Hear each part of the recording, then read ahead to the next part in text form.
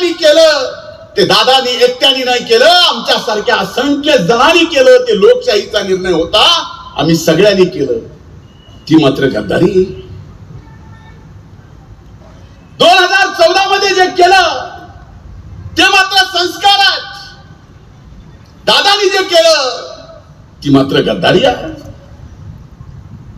2017 गणेश चतुर्थीच्या दिवशी तारखेसहित, उद्या व्हिडिओ फुटेज म्हणला त्याच्या सहित, कुठं कशी बैठक झाली त्याच्या सहित मी देऊ शकतो. मी